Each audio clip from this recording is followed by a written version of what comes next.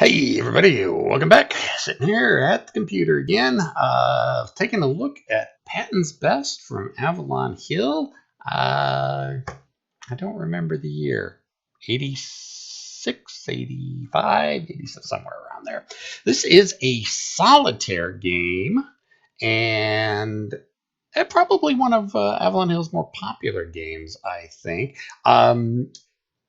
Didn't want to really get into gameplay right now. I'm still going over the rules, refreshing it all in my mind because we know how well I am about remembering rules. Uh, but I know it's been a while since I got a video, so I wanted to go ahead and give shoot out this quick video. It's kind of a preview of what we're going to be doing now, and I guess people call it state of the channel, state of the union, whatever. So we're going to be doing Patton's Best, and after I get done with Patton's Best, I'm going to be looking at wanting to do Panzerleader 1940, and then maybe Hunters in the Sky, which is a solitaire game of the Air War, kind of a scaled down version of the Air War over Korea during the Korean War, and that's from Berserker Games. That one and Patton, or not Patton's Best, Panzerleader 40, we're going to do through the Sun Tzu system, which is it's kind of similar to Vassal, although it doesn't have all the bells and whistles and all the really cool deep stuff that you can do with Vassal. Sun Tzu is very simple, very easy. If I have the JPEGs for the maps and the counters, I can usually knock out a module in 3-4 hours. Not something I can do with Vassal, but like I said, it doesn't have all the options of Vassal. So I crafted modules for Panzer Blitz 40 or Panzerleader 40, 1940, and Hunters in the Sky. So we're going to be looking at that. Might be another solitaire game that's going to be popping up in there. I might be getting something in the mail here soon. I don't know. I got to yell at someone to make sure. So we might be seeing another game in there. So that's kind of the state of the channel and what's going to be coming up in the next few months. I do want to apologize. It took me a couple 3 weeks to start working on this next video series. It always seems that I seem to take a 2 or 3 week break between video series. I can't say why that is. Usually it's my lazy ass getting in gear and actually sitting down and doing it. So I just wanted to go over and give a quick look at Patton's Best real quick. The game board is broken down into 2 different sections. You've got this overhead kind of tactical map overview here, or strategic overview here, and then you've got the actual tactical wheel over here where all the action takes place. Well, from a day-to-day or for hour-to-hour operations, you have a task force that you control, and you determine randomly, where your entry point is, where your exit point is, and then you have this little task force. And you move this task force marker to try to get from start area to exit area. And doing so will score you points, and doing things quicker will get you points. And depending on what type of day it is, and determine on what type of resistance you run into, there's actually a campaign chart that you have that you look at following. I think it's Third Armored's route through Europe. Let's see if we can find it real quick. That's the after action report. Those are all the cards. Here we go. Combat calendar. So basically from 727 all the way to 418 to 45 follows the armored division, and here Cobra Breakout, Coantes, Avalanche, and I know I'm pronouncing these horribly. I never took French. Sue me. And each day that there was potential combat, you basically have what type of mission you're doing, advance, breakthrough, counterattack, what have you, the chances of an actual engagement happening that day, and what type of resistance you're going to face.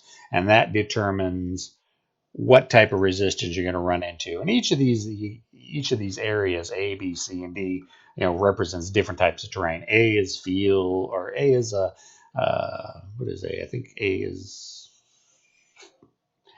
there's not much difference between A and B. I remember that. C is rural, D is woods.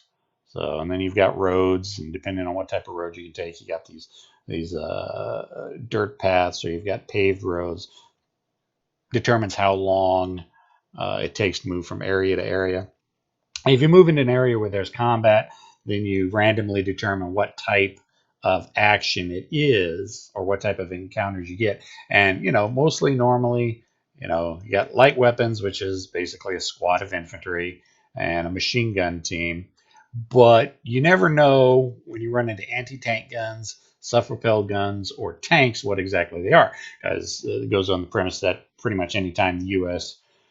tanker spotted a tank, it was always a Tiger. Didn't matter if it was a PZ3, PZ4, Panther, whatever. So until you can actually identify it, it's going to be a Tiger, or any self-propelled gun is going to be a self-propelled gun. And we got the 88s, and basically turn by turn, you do different actions with your crews, and for the most part, they don't change much from turn to turn, how much your onload ammunition is. And since you're part of a task force, basically a battalion advance, the entire battalion is putting out fire as well. And so that means you're not facing against all the opposition by yourself. And you have the opportunity to be the lead tank, which has a chance to get knocked out if you're ambushed or not. You can call in artillery strikes, you can call in air strikes. All of this takes time.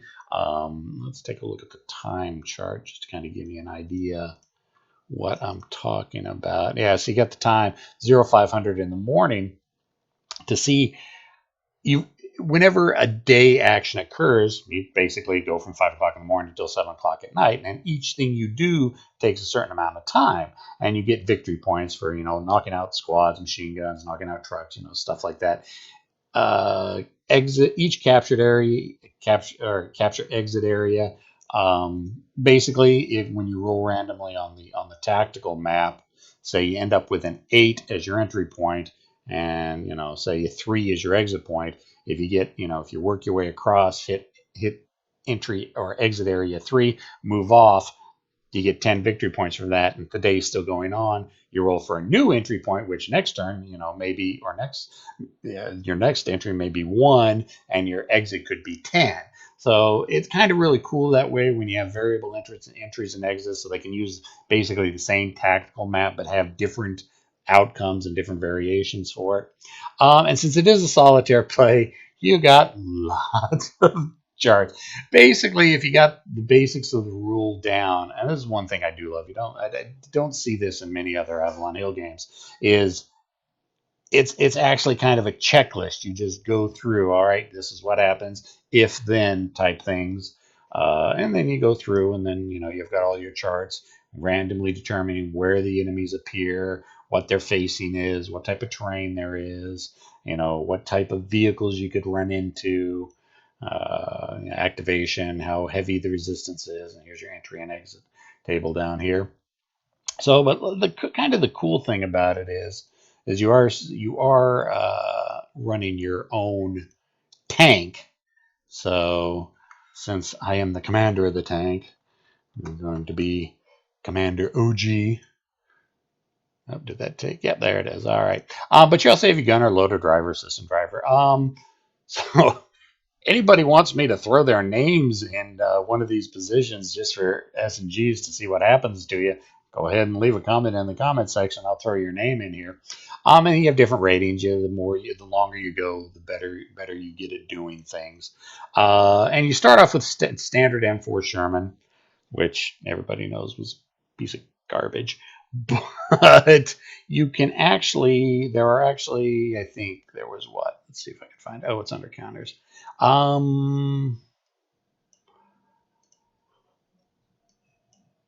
There's like 15, let's see, 1, 2, 3, 17, 20 different types of tanks you can eventually work your way in through. Different variations, M4A3s with wet storage, 76s. I think the Jumbo's in there. The Firefly, you may get a chance to run the Firefly, or 18 tanks, yeah.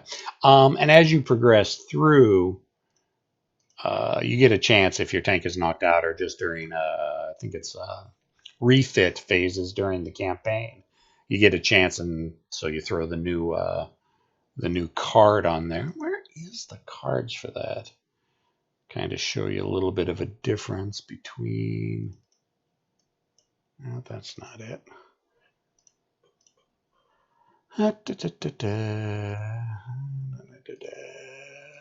Lots of charts, lots of charts. It's a solitaire game. You're going to get lots of charts out of a solitaire game. Huh. Markers. I don't know where they hid the tank cards at. I'll have to look for that. All right. So, but yeah, that's basically Patton's Best. That's what we're going to be jumping into. Yeah, that's all I got. Just wanted to do a quick down and dirty video, get it out to everybody because I know it's been a couple weeks since I got anything out. Questions, comments, concerns, complaints, criticisms in the comment section. And I will talk to everybody later. See ya!